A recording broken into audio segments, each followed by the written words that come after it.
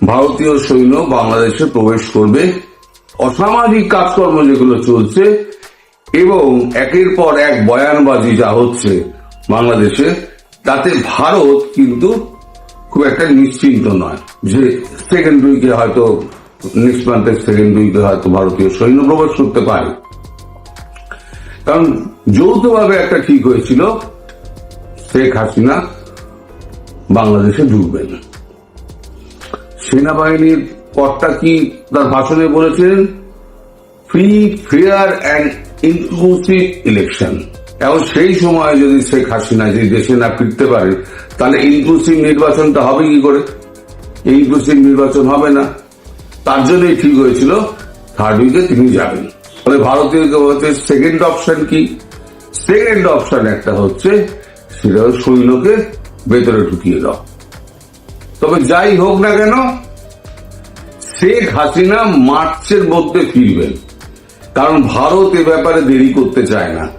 এ ফয়সালা ভারত মার্চের মধ্যে করে দেবেই, সে যে কোনো প্রকারে হোক, সেটা মিলিটারি ইনভেনশন করে হোক অথবা গণতান্ত্রিক প্রক্রিয়ার মধ্যে তাকে অংশগ্রহণ করিয়ে হোক। এখন গণতান্ত্রিক প্রক্রিয়া অংশগ্রহণ হবেই করে, তিনি তো এখনো প্রধানমন্ত্রী, তাহলে তাকে প্রধানমন্ত্রী পদে গিয়ে ইস্তফা দিতে হবে, ইস্তফা দিয়ে সংসদ ভাঙতে হবে, সংসদ ভেঙে তারপরে নির্বাচন ঘোষণা করতে হবে। এই তো হচ্ছে সংবিধানের নিয়ম। তা সংবিধানের বাইরে গিয়ে তো কিছু হবে না। আর এরা তো সংবিধানের বালাই মানে না। ওয়াকারুজ্জামান ক্ষমতা নেবেন, ক্ষমতা নিয়ে তিনি রাষ্ট্রপতির কাছে ক্ষমতা অর্পণ করবেন, রাষ্ট্রপতি এই সরকারকে বরখাস্ত করবে, যদিও বরখাস্ত করার পিছনে লাথিবাল্লি চলে যাবে। শেখ হাসিনাকে ডেকে এনে সেটাকে দিয়ে তাকে প্রধানমন্ত্রীর আসনে বসানো। তারপর শেখ হাসিনা যদি মনে করেন না আমি নতুন ম্যান্ডেট নিয়ে আসব, তিনি আবার নির্বাচন ঘোষণা করতে পারেন অথবা নাও করতে পারেন, তিনি চালাতে পারেন। সেটা তার ব্যাপার, নিজস্ব ব্যাপার, সেখানে ভারতবর্ষ কোনো কথা বলবে না। সেইটা হবে কি হবে না সেটা আরো 7 দিন বাদে বোঝা যাবে। তবে হ্যাঁ, মার্চের মধ্যে ভারত এটা ফয়সালা করে দেবে, এই ব্যাপারে নিশ্চিন্ত থাকুন। ফয়সালা করে দেবে, সে ইনভেনশন করে হোক আর রাজনৈতিক প্রক্রিয়ার মাধ্যমে হোক, ফয়সালা একটা হবেই। এইবার ঠেঙানি দেখবেন। 25 তারিখে উনি যে সতর্ক বাণী দিয়েছিলেন দেশবাসীর প্রতি, বিশেষ করে এই সন্ত্রাসবাদী গোষ্ঠীদের ওপরে, মানে একটা বার্তা, তাদের কাছে একটা বার্তা পৌঁছে দিয়েছিলেন যে অনেক হয়েছে ভাই, এবার সামলে যাও। সমস্ত ধৈর্যের বাঁধ তোমরা ভেঙে দিয়েছো, একটা লেভেল অব্দি মানুষ সহ্য করে, তারপরে কিন্তু আর সহ্য করে না। জল এখন নাকের ওপরে উঠে গিয়েছে। যেটা উনি বলেননি সেটা আমি বলে দিলাম, জল এখন নাকের ওপরে উঠে গিয়েছে। তারপরে তার আগে তার কাছে কিছু বার্তা পৌঁছেছিল, সেই বার্তা পৌঁছানোর পরই তিনি অত্যন্ত ক্ষেপে যান। মানে তার কাজকর্ম সম্পর্কে প্রশ্ন উঠে গেছিল যে তিনি কি করতে চাইছেন, দেশটাকে ধ্বংসের পথে নিয়ে যেতে চাইছেন নাকি দেশটাকে বাঁচাতে চাইছেন। যদি ধ্বংসের পথে নিয়ে যান তাহলে পরে তার একরকম ব্যবস্থা, আর যদি দেশটাকে বাঁচাতে চান তাহলে তাকে উদ্যোগী হতে হবে এবং সঠিক পদক্ষেপ নিতে হবে। উনি যেখান থেকে যা যা মেসেজ পাওয়ার এবং যা যা সাহায্য পাতি পাওয়ার এবং কি কি হতে পারে, কবে কি হবে, তার পরিষ্কার একটা ব্লুপ্রিন্ট ওনার চোখের সামনে দিয়ে দেওয়া হয়েছে। একদম কোথা দিয়ে কি হবে না হবে, কে কোথা দিয়ে ঢুকবে, কে কোথা দিয়ে সাহায্য পাঠাবে, কি হবে না হবে, সব ব্লুপ্রিন্ট ওনার সামনে রেডি করা আছে। আর ওনার বিরুদ্ধে যেগুলো আছে না এই সেনাবাহিনীর মধ্যে, সেগুলো কিন্তু সাবধান হয়ে যান। কারণ আপনারা যদি এখন সাবধান না হন তাহলে কিন্তু আপনাদের মানে সামনে কিন্তু কোর্ট মার্শাল নিশ্চিতভাবে অপেক্ষা করছে, এবং সেটা হবে অত্যন্ত কঠিনতম।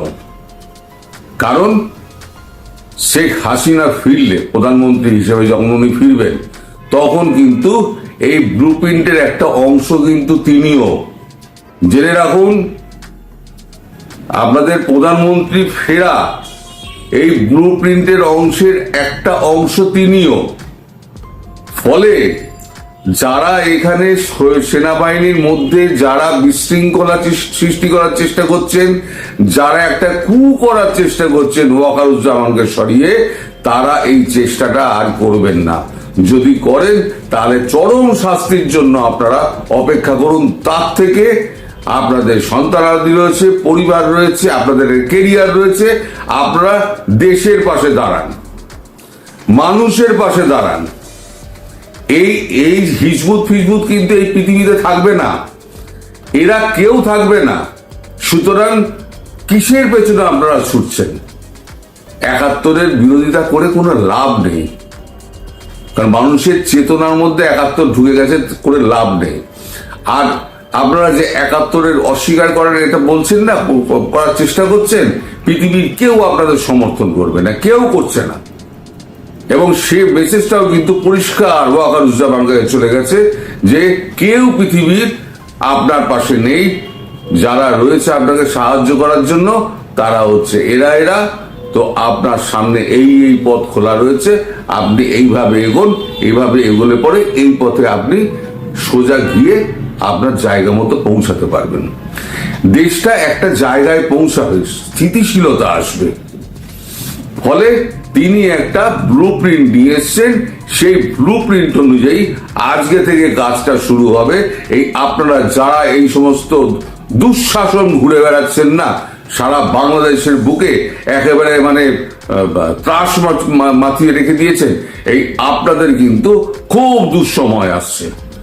আমি একটা আন্দাজ দিয়েছিলাম আপনাদের যে সেনাবাহিনীর প্রধান যখন যাচ্ছেন তিনি কিন্তু এই সময় এমনি যাচ্ছেন না, এর পেছনে কোনো কারণ রয়েছে।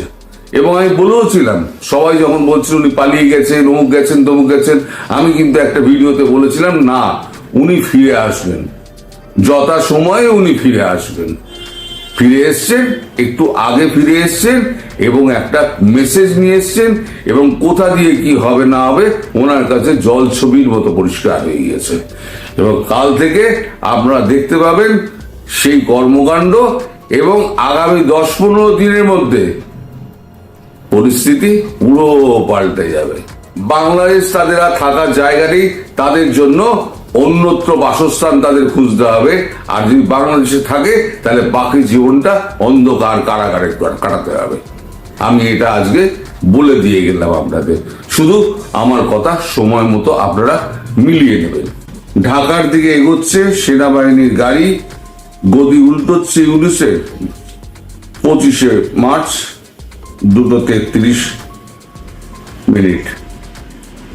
ঢাকা, গদি উল্টোতে চলেছে বাংলাদেশ ইউনুস সরকারের। বাংলাদেশে কি সেনা শাসন শুরু হবে? তুঙ্গে জল্পনা। সূত্রের খবর, সোমবারে জরুরি বৈঠক ডেকেছিলেন সেনাপ্রধান ওয়াকারুজ্জামান। এরপরই কান পাতলে শোনা যাচ্ছে বাংলাদেশের শাসন ক্ষমতা দখল করে নিতে পারে সেনাবাহিনী, গদিচ্যুত করা হতে পারে মোহাম্মদ ইউনুস ও তার অধীনে থাকা অন্তর্বর্তী সরকারকে। জানা গিয়েছে গতকাল সেনাপ্রধান যে জরুরি বৈঠক ছিল, সেই বৈঠকে 5 জন লেফটেন্যান্ট জেনারেল, 8 জন জেনারেল, মেজর জেনারেল, কমান্ডার সহ একাধিক শীর্ষ আধিকারিকরা ছিলেন। সেনার হেডকোয়ার্টারে ওই বৈঠক হয়। এই বৈঠকের পরপরই বাংলাদেশের ঢাকায় বিপুল সেনার গাড়ি বাহিনী তলব করা হয়েছে, এমনটাই সূত্রের খবর। বাংলাদেশ সেনার 9ম ডিভিশনের বাহিনীকে ডাকা হয়েছে। তারা ইতিমধ্যেই ধাপে ধাপে ঢাকার দিকে এগোতে শুরু করেছে। আর একটি সূত্রের খবর, বাংলাদেশ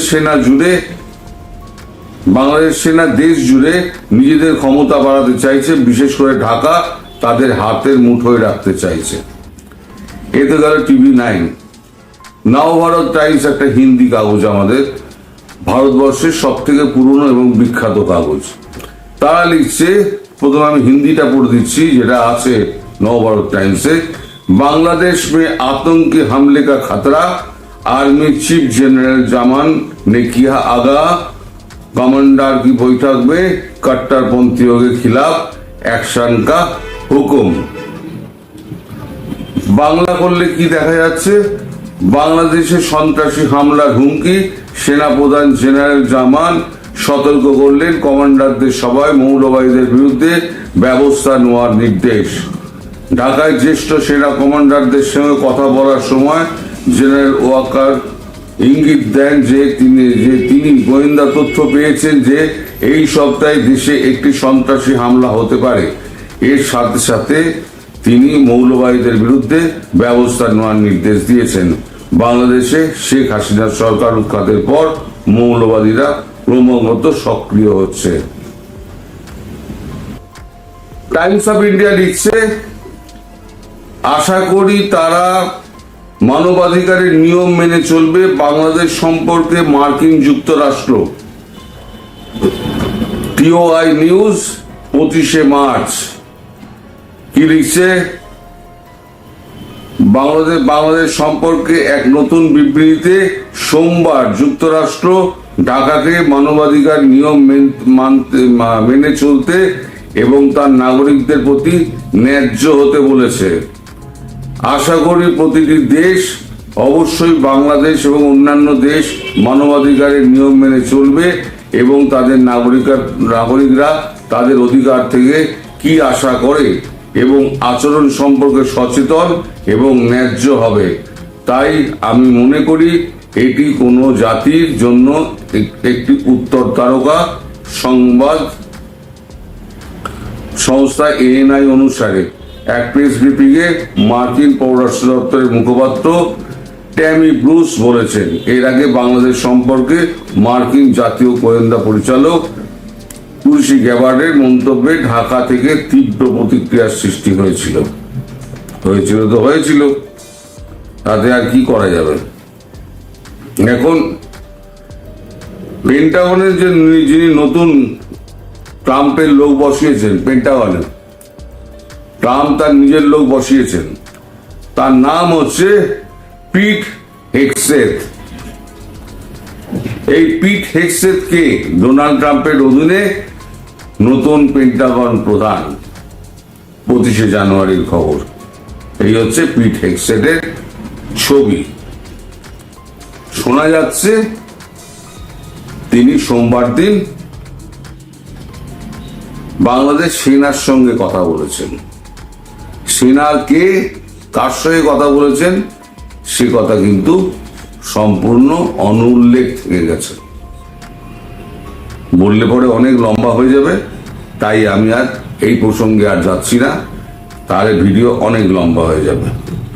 বাংলাদেশ থেকেও কিছু ভারতবর্ষ থেকেও কিছু ফিলার বাংলাদেশে গেছে, তো সেগুলো নিয়ে আর আমি কোনো মন্তব্য করব না।